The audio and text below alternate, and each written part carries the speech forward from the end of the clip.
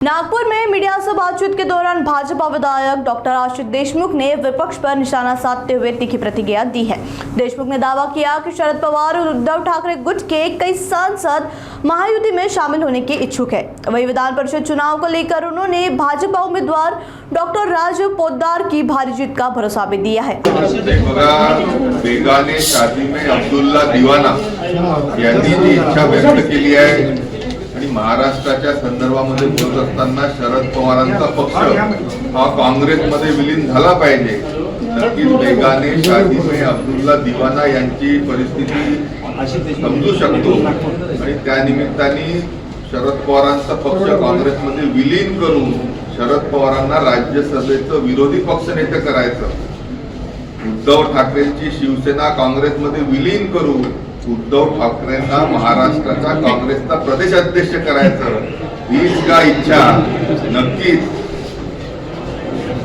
बेगाने शादी में अब्दुल्ला दिवाना यांची असू शकते आणि त्या अनुषंगाने त्यांनी हे स्टेटमेंट केलेलं आहे। तुम्ही इतकं मोठं वक्तव्य करता, आधार काय आहे, कुठल्या आधारावर तुम्ही असं हे वक्तव्य नाही बघा, उद्धव ठाकरेंचे खासदार असो किंवा शरद पवारांचे खासदार असो, हे भारतीय जनता पार्टी किंवा एकनाथ शिंदे किंवा सुनेत्राताई पवारांच्या पक्षामध्ये जाण्यासाठी अतिशय मोठ्या प्रमाणात उत्सुकता आहे।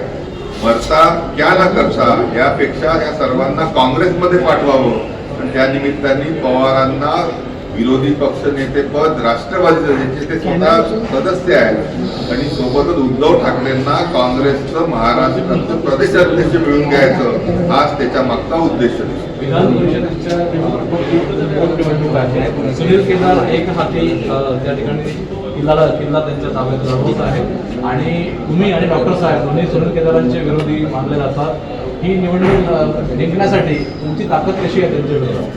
नाही, नक्कीच झालेल्या महानगरपालिका नगरपालिकेच्या निवडणुकीमध्ये नागपूर जिल्ह्यामध्ये एक हाती सत्ता ही भारतीय जनता पार्टीला जिल्ह्यातल्या लोकांनी दिलेली आहे। प्रत्येकच पक्षाचा नेता त्या निमित्ताने आपला उमेदवार निवडून येण्यासाठी प्रयत्न करतो, पण जवळपास 80% जास्ती मतं घेऊन भारतीय जनता पार्टीचे डॉक्टर राजू पोद्दार हे या MLCच्या निवडणुकीमध्ये जिंकणार म्हणजे जिंकणार।